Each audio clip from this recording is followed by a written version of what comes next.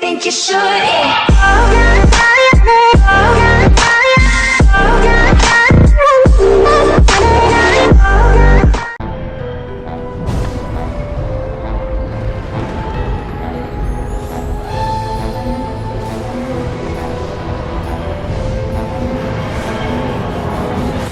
Welcome to this week's episode of Whoscussion. We're your hosts from Whānau, ThatRandomGuy, and the essentially pleasing Harry Skelly.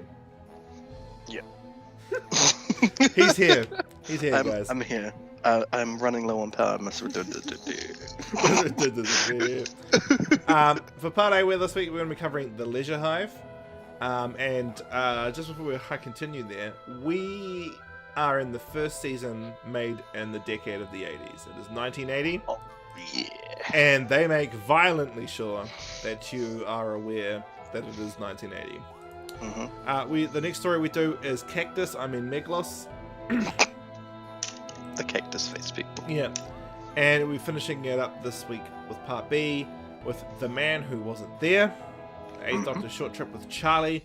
It's our last short trip with Charlie before we start going back to the main line adventures, which is I'm really looking forward to. Because, as you know, our last trip had us ending with the 8th Doctor, Keris and Charlie meeting up with Davros after they escaped from the Divergence universe.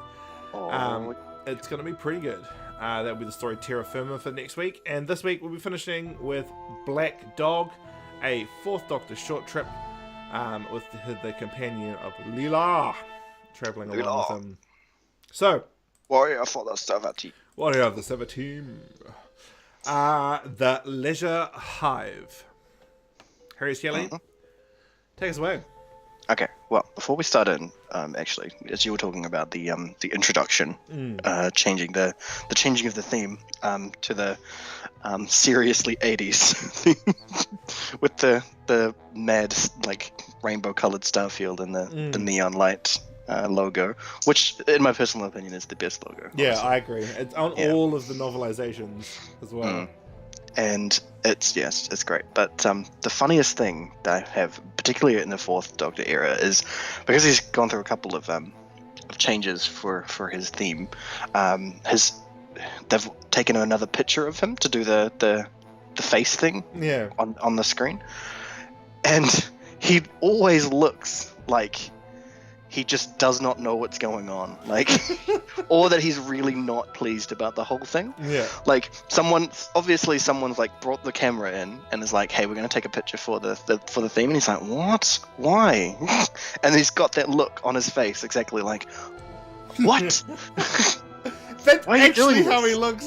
I don't want this photo taken. Please don't do this. Why are we doing this? Yeah, it's great.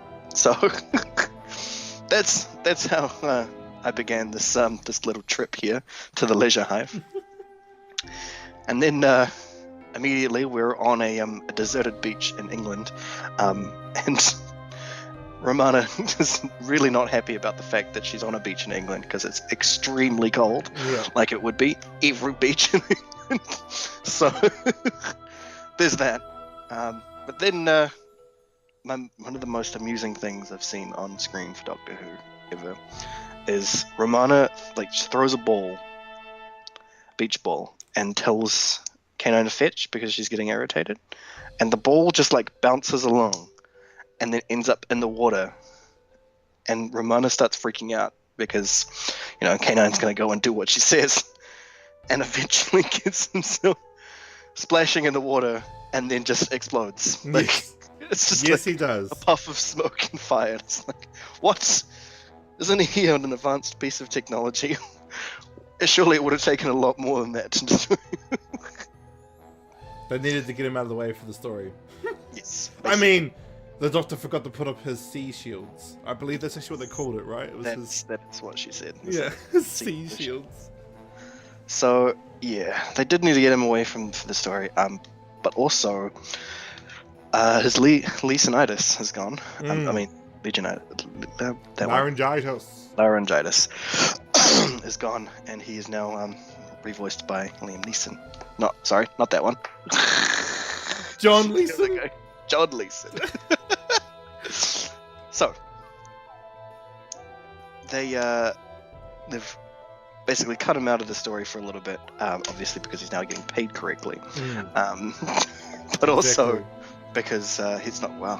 I guess that's also a thing that we've been noticing recently, is that K9 is slowly getting lesser and lesser in the story because he's generally overpowered as crap and can get them out of pretty much any situation ever. So yeah, but it looks like the Doctor and Romana are continuing on their randomization journey, basically, where they really don't want to get caught out by the Black Guardian, so they keep using the randomizer to go places. And the Doctor, in attempts to try and relax again, he's bypassed the randomizer to on the beach. Doesn't turn out so well. Romana suggests that they go to a pleasure planet, which is quite interesting to have her suggest. But anyway,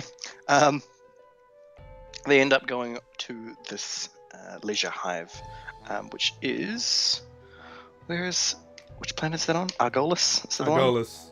Yeah, which has the Argolans on it, of course, because apparently everyone names their planet after their own race. So just before we continue, the Argolans are the most 80s alien that was ever in the 80s. Their hair is completely hairsprayed.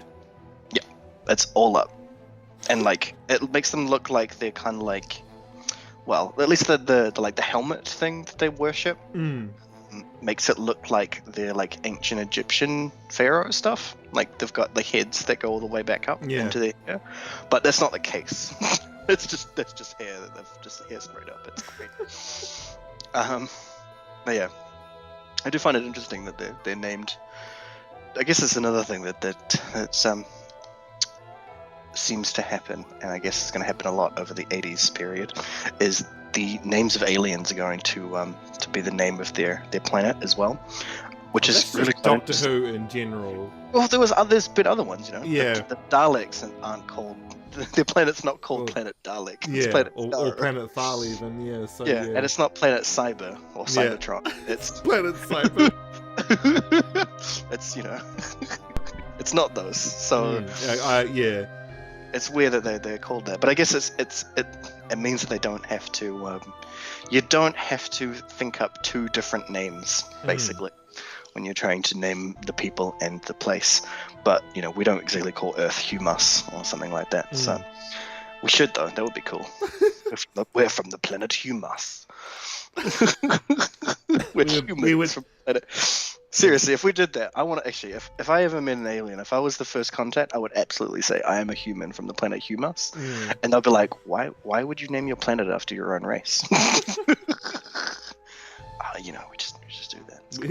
It's just a thing. It's a cultural thing. You won't get it. Anyway, so planet Argolis. I thought you were going to say Humus so bad just then. Planet Humus basically had a 20 minute long war where basically they were just completely bombarded by weapons of mass destruction and left their entire planet covered in radiation and radioactive metals that would kill anybody who goes out there. Which is interesting because the next pleasure planet that we ever visit in the Whoniverse on screen is Planet Midnight, which is completely irradiated. Yeah, I think that's totally the thing there, is that they only put pleasure planets down, or pleasure things down on planets that are uninhabitable. because really they can't be used for anything else. Yeah. Like if you're gonna have an artificial like building on a planet, and it's just gonna be like relaxation and leisure, sort of like a pleasure palace, really. Yeah. Then, you'll probably want it on a planet that you couldn't use for, say, farming or factory or, something like that. But of course, the aliens that are that they had a war with that caused this problem are apparently immune to this radiation as well. Yeah. Which is kind of interesting. Kind of like a pretty big deal, actually, especially if they're using those weapons, because it means that when when humans think about nuking a planet, we just actually like, if we ever did that, it would be because we never want to set foot on there ever, because going there would be impossible once we'd done that. But these aliens had developed technology that would be devastating to any, human or human-like race, but they could survive fine. It's pretty intense. It's like sort of like biowarfare, but on a different level, I guess. But yeah, this is far in Earth's future as well, and apparently Earth has been there, or at least does some stuff with this planet. Obviously part of the Alliance in some way, Starfleet-esque stuff. There's some Mavic Chen going on in the background. Yes. Mavic Chen can go to the Leisure Hive. Exactly, that sort of stuff. So they have this planet, the Argolians, have started work on some tachyon power, and it was not power, just tachyon particles and fields, and apparently, as pointed out by Romana at some point, apparently humans are the first ones to theorize that, which is kind of cool. But also at the same time, guessing she means not including Time Lords, because she also says that Time Lords had quickly decided that was actually kind of not useful at all, which is really fun. Seriously, every time like there's an alien race that like has time travel in some way, it's always pointed out that the Time Lords just do it better. That's great. Yeah. So yeah, the story plays out in the way that you'd expect. Really, the Doctor shows up. They're sort of not happy about him being there. He smarts his way into things. Well, he smarts his way into a bad situation where he becomes old, and then smarts his way out of it. There's some reptilian aliens that don't look anything like reptiles at all. Well, I guess kind of do. They kind of do, but I do agree they look more insectoid. Yeah, they definitely look more insectoid. But their skin is they're scaly and green. Yeah. But yeah, they also look like clearly plastic. But hey, it's the 80s. It is the 80s. Aliens can be plastic too. It's fine. Yeah. So we will live in a world where humans can be plastic. The real world. So yeah, it turns into this weird like race against time because the one of the Argolians, wow, that is not a good way to do that.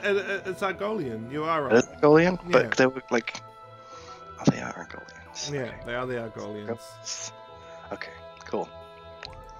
Anyway, one of the Argolians has decided to use this tachyon power, or he's figured out a way of using this tachyon power to duplicate himself, basically. Duplicate just things, which is kind of interesting, and not really well. I don't think it was particularly well thought out when they decided to talk about tachyon power in the story, because the point that the Doctor makes is that the reason why Time Lords in particular never use tachyon energy or anything like that is because anything created or done with tachyons would be temporary, basically.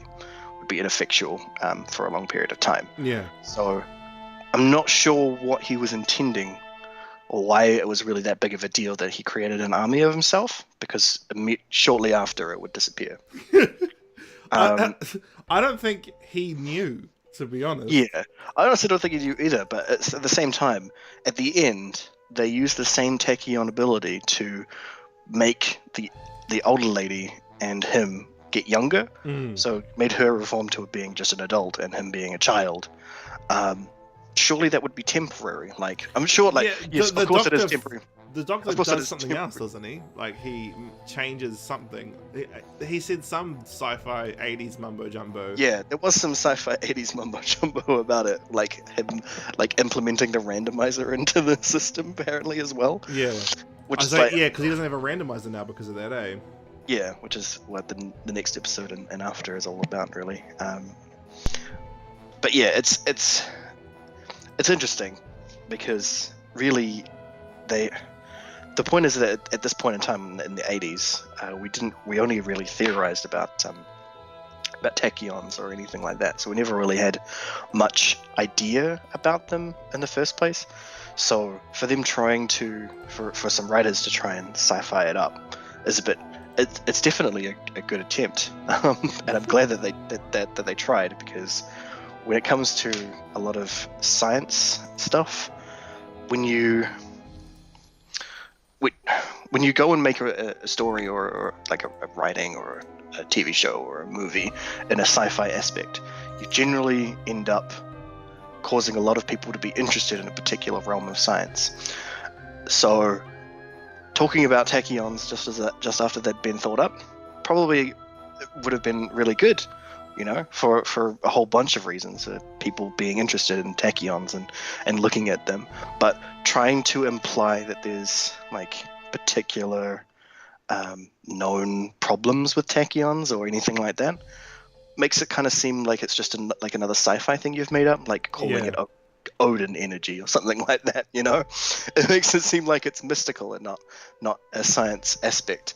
So I guess I would have much preferred it if they'd said something about it not being tachyon energy, or they'd come up with something else rather than using tachyons, because it seems like they just put in a sci-fi term there, or a science term in there to make it seem like it was more real. I don't know. 80s. The 80s, yeah, definitely. Yeah. So yeah, eventually the Doctor tricks his way, just being the Doctor really tricks his way into fixing the problem using some sci-fi stuff with the randomizer and being old and tricksy. Yeah. Tricksy Time Lordsy. Tricksy Time Lords. Other than that, the story pretty much sells itself. Really, it's real 80s. There's a lot of crazy set things going on. Their special effects in like, I wouldn't say they've become better. They certainly haven't gotten worse. They certainly haven't gotten any worse. From plastic reptile aliens to hairspray aliens, and like the viewer screen into the replication place. Yeah. And like the poor overlay they did in a bunch of the scenes where like it was clear that they were just overlaying footage just to make that effect where they multiplied that guy. Yeah. But then they did it again and again, and it looks like they'd done it to a point where it looked wrong. I agree. I don't think the technology had come far enough for it to work. Well, it would have been perfectly fine for them to do it. It looks like they extended it on purpose to make it look more like sciencey, but it just made it seem less realistic. Like it's weird. I don't know. Yeah, I have to agree with you there. I'm not entirely sure if Doctor Who had the budget for something like this. And yeah, I don't know if they could have just used heaps of extras. Yeah, well the thing is that like realistically what they could have just done is just done the footage overlay, but the thing is that it looked like it got scrambled, like someone like dipped it in a hot coffee or something at some point. Because they were trying to make it out like the screen had like lost focus in places and all that sort of stuff. I thought this is supposed to be science fiction. Like you don't need to mess around with the footage that much. Like, we'll believe it. Come on. Yeah, I don't know. The thing is that we've got a new producer now. Yeah. He's clearly taking the show in a different direction. Oh yeah. He's made sure people are aware that we're in a new decade. He's tried to sort of make the show a bit more contemporary in that way. He's obviously got the same limited budget that Doctor Who has always had, except for the season prior. Yeah. And he's been given Doctor Who in a time where BBC's lost faith in it. Yes. So the BBC, as of the late 70s, kind of just gave up on Doctor Who. And it was just sort of something that was on, that still earned them money in terms of merchandise. Because they knew Whovians, because proper real Whovians existed then. And they were just letting it run out its course. And if it got canned, who cares? But Jonathan Nathan Turner, he's thinking big. And you can see in this story and in the next one, he's thinking big. There's a lot more use of special effects that they clearly can't afford, but he's like, do it anyway. And for better or for worse, this is happening. And I really respect him for trying. Because, like, at least he's trying. And when you see when we get to the 20th anniversary finally, you'll see that he definitely succeeds in his trying. And he gets better at producing. And there's something I can actually properly remember is that 80s Who gets more 80s, but feels less cheap. It gets better in the 80s. It's crazy. Yeah, I don't know how that works. But hey, you know. I think it's just because they hired somebody who... Jonathan Nathan Turner was definitely a contemporary, right? He was focused on putting Doctor Who in the modern times. Yep. He's made it all flashy and over the top. A lot of articles that I've read of the time as Tom Baker and Lyle Ward hated it. Hated it. They were just like, we don't want you to make it this and that. And he's like, look, it's the 1980s. The decade's going to change drastically. And he obviously was well aware of that. The thing is that, like, surprisingly, this came out immediately, as soon as the 80s began. Yeah. And the 80s just continues like that. Like, I mean, I guess, okay, this came out late 1980. Yeah. But I'm pretty sure that over that year, everything didn't go from being the 70s to being neon lights, right. yellow colors, like it didn't turn into the swinging 80s like overnight. And clearly Doctor Who, I honestly think that Doctor Who had a play in that with the neon lights and all the synthesizers going on. Yeah, there's so much synth. Like, every single piece of background music is synth. Yeah, that's great. It's beautiful. And that's also something that Tom Baker apparently, he hated it. He hated it. And I was just like, sorry, Tom Baker, it's the 80s now. And it's synth. Like, have you watched the original Terminator? Their whole soundtrack is synth. And it was written by Danny Elfman. That blows my mind. Yeah. Danny Elfman just like in the background, like dun dun dun dun dun dun. I can't get over how immediately, as soon as there's the episode in the 1980s, it just immediately becomes so 80s. Like, so it just 80s. that whole time period just manages to infect everything that came out of it. It's great. And beautiful. For it to happen straight away is almost unbelievable. Like, if I hadn't have watched this, I would have found it hard to believe that the 80s it started just straight away. It was there. It just immediately happened. Just like as soon as January 1st, midnight, 1980, just like as soon as the clock hit it, just everyone just like sprayed up their hair and bought the crazy like body tight fluoro wear. Yeah. Good times. Which is great because, like, Jonathan Nathan Turner, every photo I've ever seen of him, he's wearing like a Miami like floral shirt. Yes. Every single photo I've seen of him, and like looking at interviews about people who knew him, and I've heard some radio interviews with him. He seems like he would have been the coolest dude to hang out with, and I'm so glad that like the 80s Doctor Who was given to him because he's the producer of the whole 80s. From 1980 to 1989, he is the producer of Doctor Who. Yeah, and he looks 80s. Yeah, he tried keeping it afloat. And he's been given the reins of Doctor Who at the time where the BBC doesn't care anymore. And to be honest, I really don't think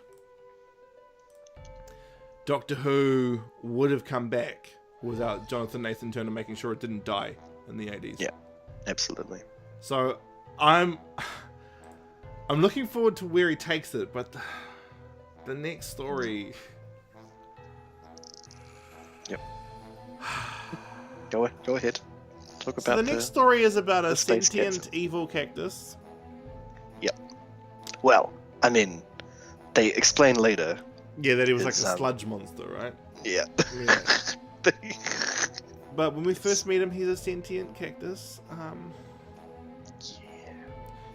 And it's just...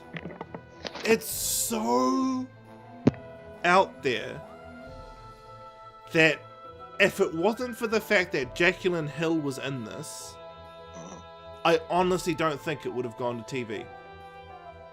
Yeah. Because it's not good. This story...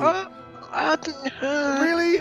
Or did you have a different experience? I mean, I wouldn't say it was horrible. Yeah, it definitely wasn't horrible. But I mean, But I mean, and the thing is, like, a lot of the bad bits were just like, okay, this is not really that interesting. It wasn't so much as like, oh god, please make it stop. Yeah, I agree. It wasn't god awful. The actors were invested, which was a good thing because it would have made this a really hard watch if they weren't. They're playing it straight, which was good. Like even the big burly villains that are talking to a literal cactus plant. Yeah. That would be like I'm not a British great actor at all, but I mean, like I've been in short films and plays, and if somebody was like, you need to talk to a cactus, as if you were talking to another character, I think I'd find that pretty hard. Without being on something, that'd be a difficult thing to play off, and. It's not like they've made it look like it's some sort of like space cactus or something. They've literally gone to like Mitre 10 or something. They've picked up a cactus, brought it onto the set, and like, guys, you know, in the script it says you talk to a cactus. Yeah, he's the cactus, and his name's Meglos, and you just gotta talk to him. And the good thing is, the thing that I really think was a saving grace of this story is that Meglos is only in that cactus form, well, canonically he's in that cactus form for 10,000 years, but for us as the viewing audience, he's in it for about maybe 2-3 minutes. Yeah, and then only revealed like that as like going Cactus Face on his human actors. Which I actually loved that. That actually was cool, and it made me wonder if the cactus people from I actually think they have evolved from. way. Yeah, I literally think they've evolved from this because the Meglos says that his people left. Yeah. Yeah. I think he said that he was lost to them, that they all died or the planet became a thing. So I'm not sure whether or not like maybe some people managed to make it off and he wasn't aware of that fact, or because they had a huge fight. The interesting thing is that this story actually takes place in the outer rims of the Milky Way. So they are relatively close to Earth. But there's a guy who's picked up from Earth, and it's weird because I feel like... Oh! Okay, so looking at TARDIS Wikia, it's 1980. Is it? Yeah, it's 1980. So that's why that guy just looked like a normal dude. Oh, yeah, because he was just a dude from 1980s England. I see. Okay, that makes a lot of sense, and that's why everything was advanced, because it was just the aliens and their tech. Okay, because that was the one thing I was struggling to like come to terms with, was this dude just wearing a normal everyday business suit. And now that I know it takes place in 1980, that fixes that one big problem for me. That's fixed one of my main problems with the story, actually. I mean, I kind of thought that maybe he was like he was a human, that humans at that time and this period of time, so we're that they normal clothes. That they'd still they'd gone to like a Renaissance sort of deal. Yeah, like in Russell T Davies' era, where the humans just wear contemporary clothes in the future all the time. Yeah, exactly. Yeah. Which makes sense, that they would continue wearing. They might like. You wouldn't really think that in the future that they would change to just random floral colors for no reason.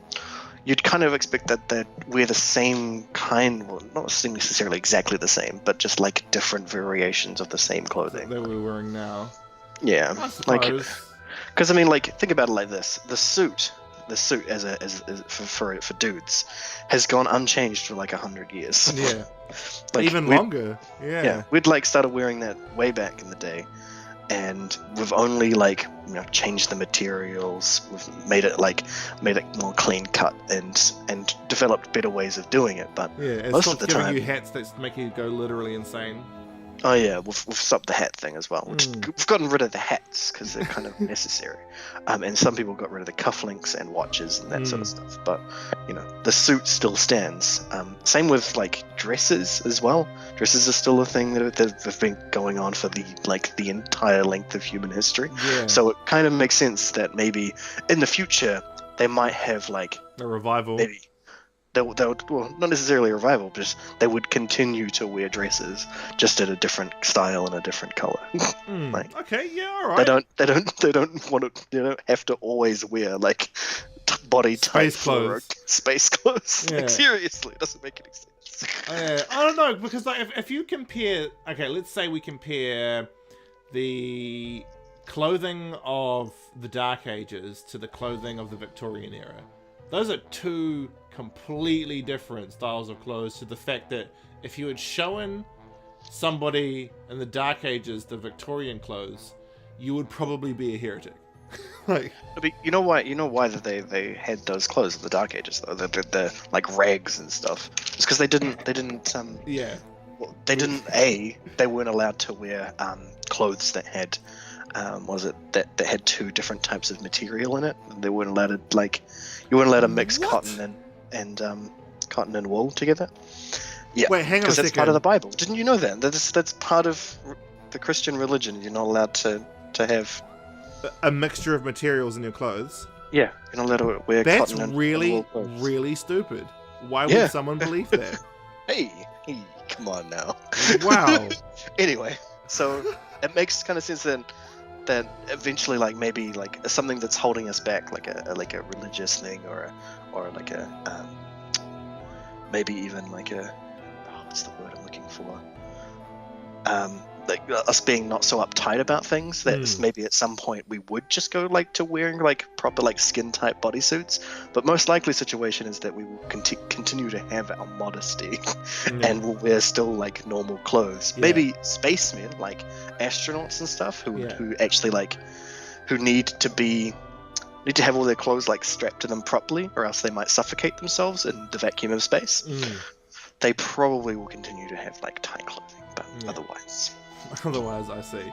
Well, for me, I just thought that suit looked too contemporary, and now I know why. It's because it's literally 1980. It is contemporary. It's literally contemporary. So a gentleman in a suit gets stolen. He gets merged with Meglos in the exact same way that Bill from Pokemon is merged with the Kabuto costume. And I was just like, when I saw that, I was just like, this is really familiar. And then I just remember Pikachu from Pokemon Yellow, and I was like, there it is. Yes, so they use the chamber to merge across. I suppose a better reference is probably the fly. It does kind of look like the fly. Yeah. But the thing is that like the weird thing is like he's occasionally able to like kind of separate from him. It's really weird.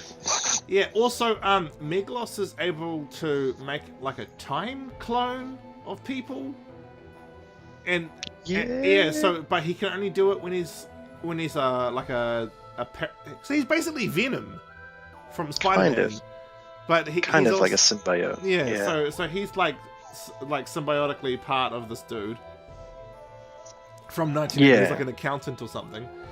And he manages to like create like a field of like temporal energy where he can simulate being someone else, but he needs to be a host of something, because I'm like confused. Why didn't he just use this ability when he was a cactus? But now, I think that is because he needed to be. Yeah, he needed to have like legs, right, so that he could create the temporal. Yeah, so he needed like a skeleton to put like a basically a very, very, very, very good CGI hologram around his body that he was using as part. So I don't think it was like that.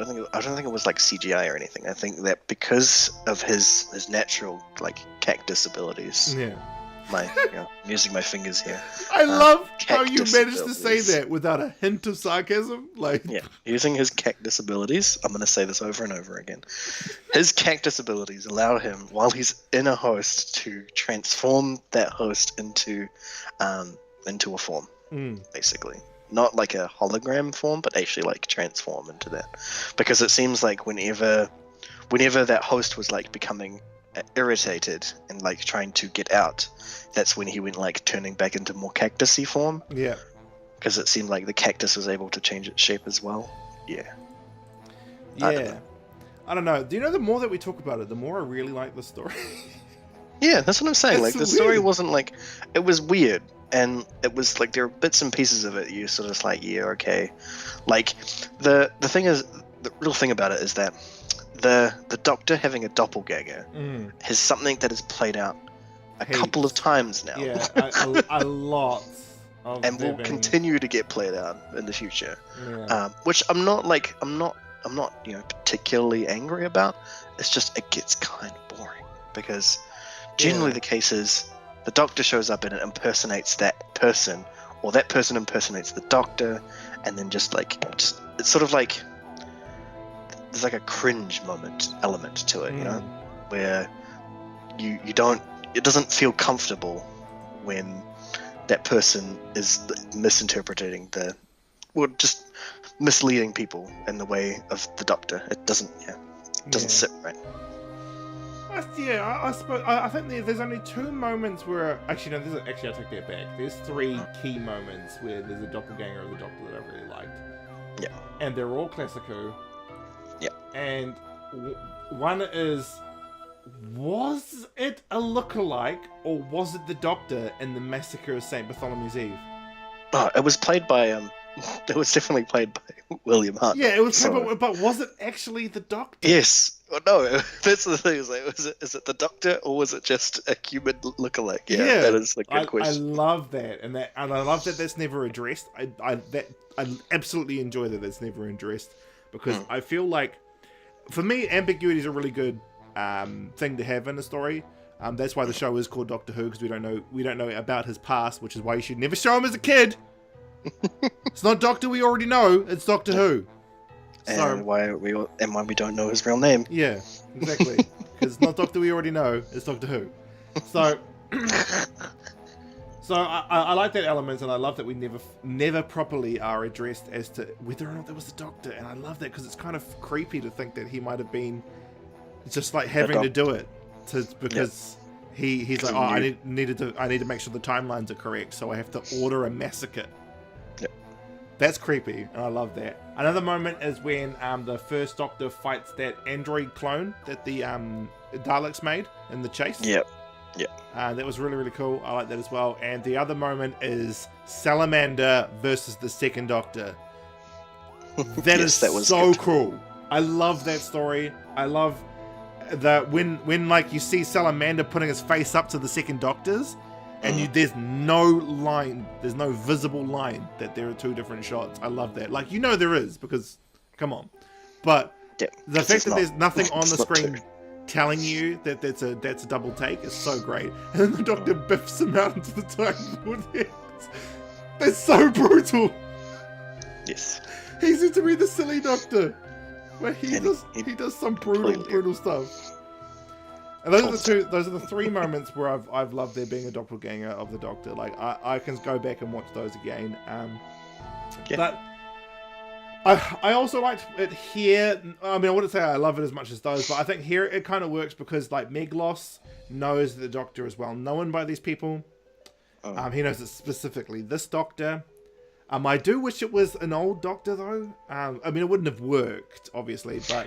Yeah, because when the main priest, the male priest, who's not the leader, because in their religion only women lead, but that male higher up in the religion, when he talks about the Doctor, it sounds like he's talking about one. Yeah, it does kind of sound like he's talking about like a combination of doctors. Yeah, he's talking about them. So it is kind of interesting that when the 4th Doctor shows up, he's like, "Oh yeah, this one. This is the one." But yeah, at the same time, I'm just like, if this had been like a half-decade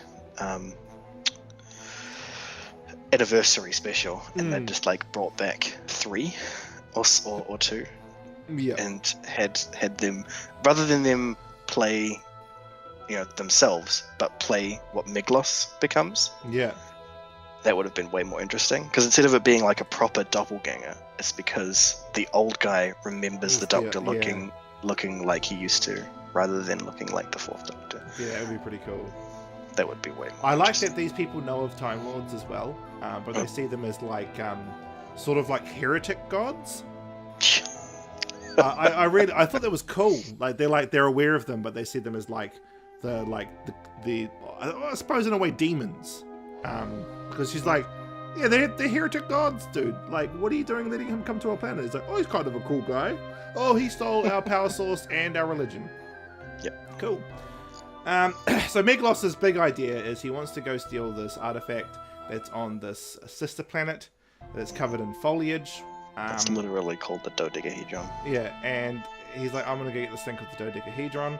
And there are two races of people. No, I'd say they're the same race of people. They're just diverged in cultural beliefs. Yeah. So there's these two opposing cultures.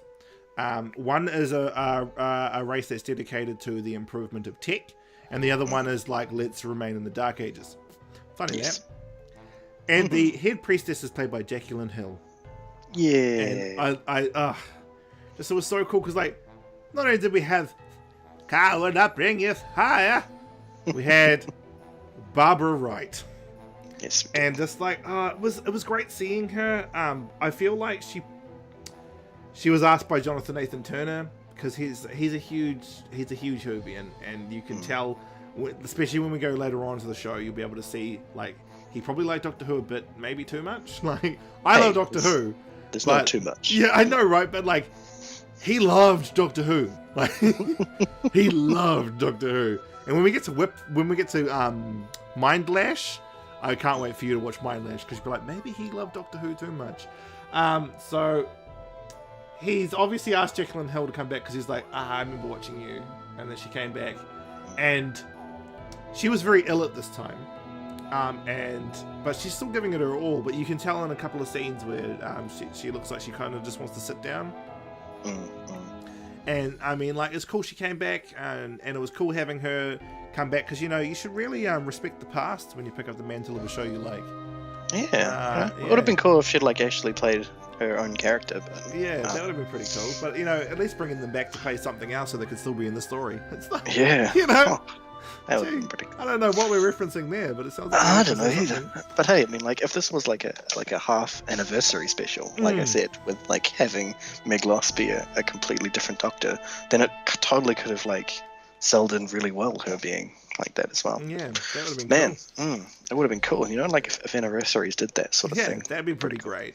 I'd really like if anniversaries respected the past. But hey, so the Doctor, Meglos turns up pretending to be the Doctor. He steals the dodecahedron again. It's the religious artifact. It's also a energy source. And the good thing is that like both cultures are using it at the same time. It's just one's praying to it and the other one's making sure the lights are on.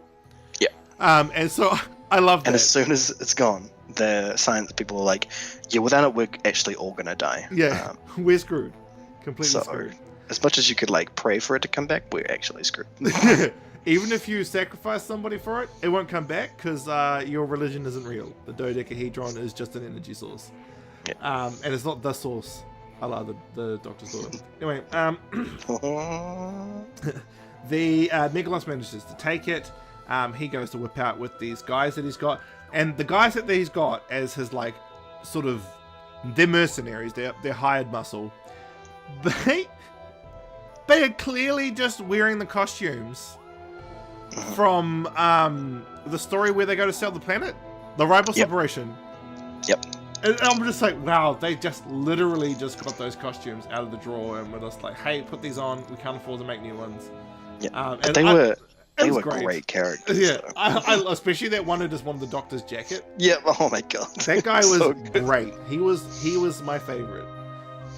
And I love when the real Doctor turns up and drops off his jacket, and his leader goes, all right, you can have that one too. And then a big smile on his face, like, thanks, boss. It's so great. It's like, he's a mercenary. They've got an unlimited power source, and the only thing he's worried about is, can I have that cool, nice jacket? Yeah.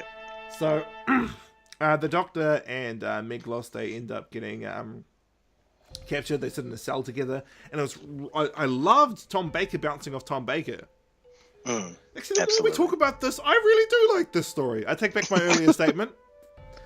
Tom Baker bouncing off Tom Baker was great. And you could tell Tom Baker was having such a blast playing the bad guy. He really was. He was having a gas.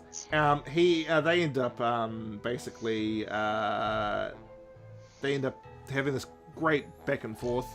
And the Doctor, he like uses burning as like a pun and also just to like make a point.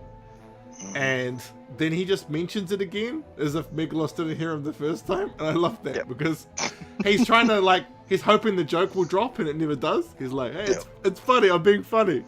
But Megalos is like, "Aw." But Megalos is like, I don't care, man. What? Shut up. And then turns out that he was mentioning burning because K9 has become K9 for the story. And he's killed some people and he's lasered a door into a cell. And I love that guy that he shoots. The guy's already dead, but K9 shoots him again. The guy's like, ah! And then as he's falling, K9 shoots him one more time. He's like, take that, you bastard. I'm John Leeson now. You're not coming back. And so John Leeson's John Leesoning everywhere. Must be related to Liam Neeson. Yes, must be. Must be. So anyway, the Megalos finds out from the Doctor that before they got caught, the Doctor pretended to be Megalos, pretending to be him. And he's changed the way the energy's being used, so it will come back and it will kill everyone on that planet. The Doctor gets everybody back to the TARDIS. Megalos tries to stop it from happening. At this point, he's turned into like a sludge monster, a bit like Venom. So that was quite cool. And like Romana's like, was that his true form? And the Doctor's like, I guess. Like he's like, why not? He's like, I don't care. Can we get back to the TARDIS, please? We're about to be literally de-atomized. And like Romana's really more interested in him being a sludge monster than saving her own life at that point. Of course. Also, Romana's managed to get herself out of situations now, which is good. Oh yeah, she's finally this both these episodes, she's actually doing some crazy stuff. Yeah, so she's carrying on from the end of last season where they've like, hey, let's fix Romana, which if they'd done from the beginning, we'd still be on Romana's first incarnation. But that's okay. I like Lala Ward, so that's all good. Yeah, Lala Ward's good. Yeah, she's pretty great. But good Romana. And so a little bit of IRL joke there, guys. And so they end up saving themselves. And earlier in the story, Jacqueline Hill's character dies saving Romana, it's kind of funny because it wouldn't have mattered if Romana got shot because she would have just regenerated. Yeah, that was pretty funny. When I saw that happen, I was like, oh, Romana would have just regenerated. So yeah, but at the same time, it's also just like the fact that Barbara Wright effectively gave up her place in the show to Romana. It's great. I'm passing it. I was the first ever female companion. I'm dead now. And so the Romana and the Doctor, they end up going, hey, you guys should probably change your culture a bit because I think science is probably the way to go. Just don't create giant laser beams in space. Because that was Megalos's plan. He wanted to turn his homeworld into the Death Star. So, yeah, now that we've had a discussion about Doctor Who, you might even say a Whoscussion. Oh, wow. We said it. We said it. We said the thing. I think, yeah, actually, this is pretty good. Yeah. Yeah, this season's turning out to be very 80s. The next story is going to be interesting because Romana has told the Doctor that Gallifrey has called for them to come home. Oh. So we may get some. Maybe just casually get the going back to Gallifrey. See what's going on there. But with that, we will head on to Part B. Catch you all there.